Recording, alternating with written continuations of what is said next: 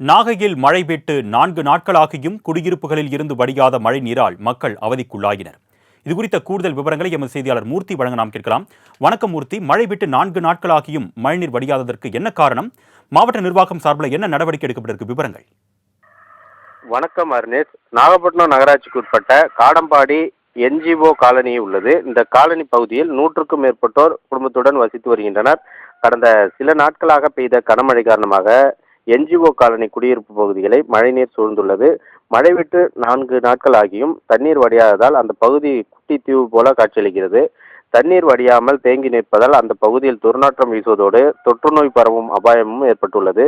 எனவே NGO காலனியில் வடிகால்களை முறையாக தூர்வாரி மீண்டும் மழைநீர் தேங்காதபடி நடவடிக்கை எடுக்க வேண்டும் என அந்த பகுதி மக்கள் கோரிக்கை விடுத்துள்ளனர். மேலும் காடம்பாடி NGO காலனியில் அரசு ஊழியர்களுக்காக கடந்த 1974ஆம் ஆண்டு வீட்டு மனைகள் ஒதுக்கீடு செய்யப்பட்டது.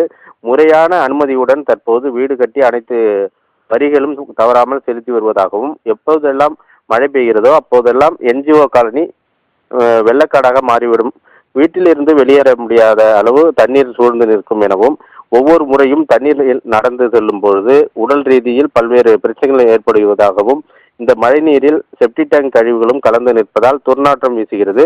இங்கிருந்து உற்பத்தியாகும் கொசு காடம்பாடி முழுவதும் பரவி உள்ளதாகவும், இதனால் இங்குள்ள மக்களுக்கு காய்ச்சல் உள்ளிட்ட உடல் உபாதைகளில் பாதிக்கப்பட்டு உள்ளனர். டெங்கு உள்ளிட்ட பல்வேறு நோய்கள் பரவி வரும் நிலையில் முன்னெச்சரிக்கை நடவடிக்கையாக முறையாக வடிகால் வாய்க்கால்களை தூர்வாரி NGO காலனி குடியிருப்பை சூழ்ந்து நிற்கும் மழைநீரை அப்புறப்படுத்த வேண்டும் என அந்த பகுதி மக்கள் கோரிக்கை விடுத்துள்ளனர். அர்னேஷ்,